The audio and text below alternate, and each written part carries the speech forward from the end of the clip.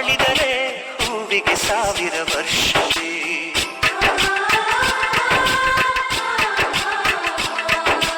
ಕಣ್ಣೆರಡು ಇರಬಹುದು, ನೋಟಗಳೊಂದೇ ಅಲ್ಲವೇ, ರೂಪಗಳು ಎರಡೆರಡು, ಹೃದಯ ಒಂದೇ ಅಲ್ಲವೇ. ಈ ಜೀವನ ಸಂಜೀವಿ